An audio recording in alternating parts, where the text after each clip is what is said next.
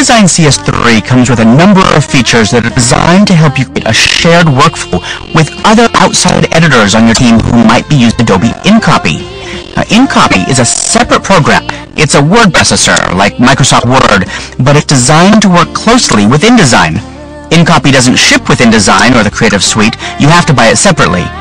Many of these workflow features only make sense when working with someone who's using InCopy, but there are ways that you can take advantage of some of these features even if you're not in an InCopy workflow.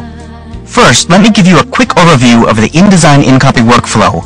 I'm going to pretend to be two people, the InDesign user and then the editorial guy down the hall who's going to be using InCopy. Here I'm in InDesign looking at my layout.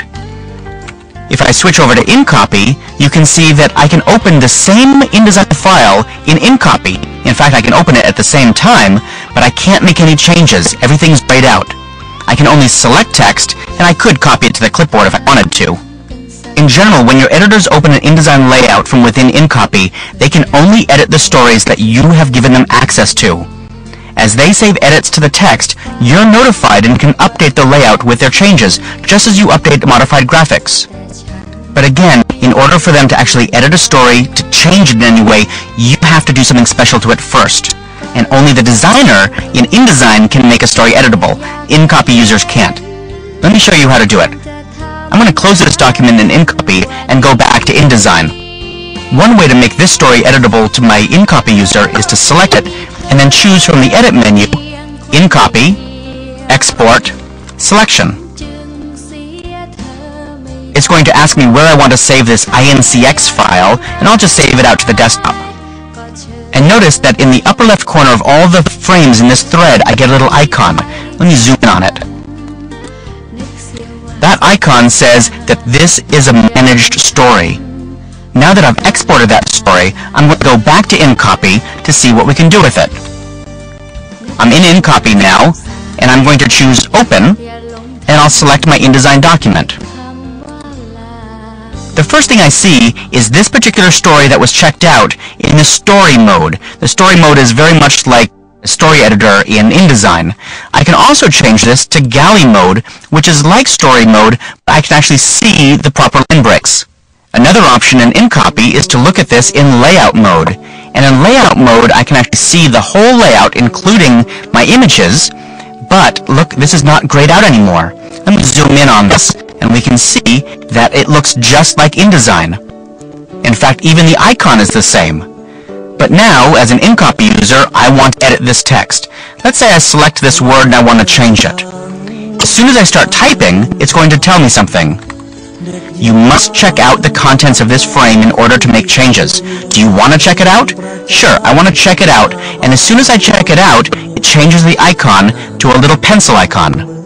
In fact, if I go back to InDesign now, we can see that almost immediately the icon changes to a little pencil sign with a slash through it, and that little line says, I, as an InDesign user or anybody else, cannot edit this. It's been checked out. Now let me go back to InCopy one more time, and I'm going to change this text. I have the rights to change it now.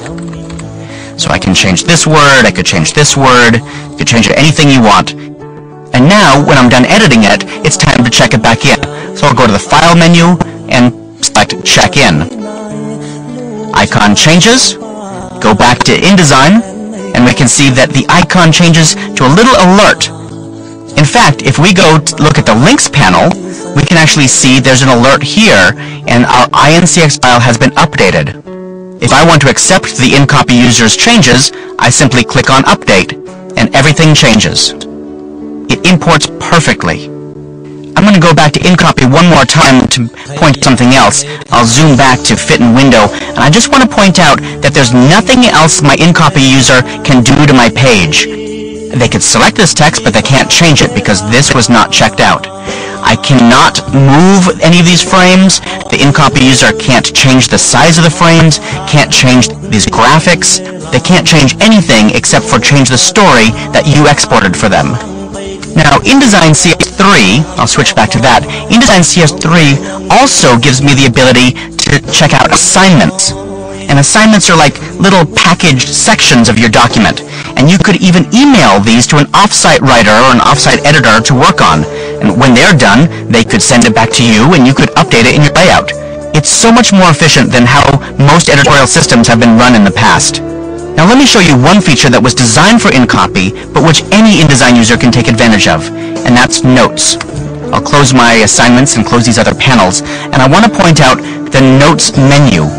I'll zoom back to fit in window with Command 0 or Control 0 on Windows. And now I'm going to select with the Type tool inside this frame. To add a note, I go to the Notes menu and I say New Note. The first thing that happens is that the Notes panel appears and I can type my note. Another way to add a note is to click elsewhere and then use the Note tool. I'll just click on where I want the note to be and it'll add a new note. I'll type right there, and now next time that a InDesign user opens my document, I'll close the Notes panel and deselect everything here, and next time an InDesign user opens my InDesign document, they see these little icons. The icon tells them that there is a note there. So how do they see those notes? Well, they can click inside the frame, open the Notes panel from the Window menu, and then click on Next Note, and that'll take them right to the note. They could even add their own notes. Another way to see your notes in InDesign is to click anywhere inside the text frame and then choose Edit in Story Editor from the Edit menu. The Story Editor makes the notes very obvious, including this one that I added accidentally, so I can just select that and delete it. Now, the Notes feature was clearly built for an InCopy workflow, but there's no reason you can't use this for yourself and your team even if InCopy is nowhere in sight. For detailed information about InCopy or Notes or any of these workflows, watch Anne-Marie Concepcion's excellent InCopy title elsewhere on the lynda.com online training library. One of the great things about InDesign is that it's so rich, so deep, that there's always more to learn. And if you want to go deeper with design, I have several recommendations. First, check out the website that I produce with Anne-Marie Concepcion called InDesignSecrets.com. Hundreds of tips and tricks and more every week, plus the free InDesign Secrets audio podcast and the InDesigner video podcast. Next, consider buying one of my books, including Real World InDesign, which I wrote with Olav Martin Kavern. I don't want to sound vain, but many people have told me that this is the definitive text on InDesign. Another book you might consider is Adobe CS3 Breakthroughs, which I wrote with Anne-Marie Concepcion, and this includes answers to many of the most frequently asked questions about InDesign. While this book has not yet been updated for CS3, much of it is still very relevant. You can find the list of my books at my personal website, 63p.com. I also want to encourage you to get a subscription to InDesign Magazine, which is a great resource written by InDesign experts all over the world. It's distributed as a PDF, and you can download a free trial issue at InDesignMag.com. If you want to get the best in-person training, or you want to network with other professional InDesign users, consider attending one of the InDesign conferences. You can get more information on these at idconference.com. Adobe also hosts free InDesign user groups in various cities around the world, which are excellent resources. You can see if there's one near you by going to InDesignUserGroup.com. Finally, definitely check out lynda.com's online training library every month or so to see when new InDesign titles are available. We've got a host of them planned, all kinds of fun to come.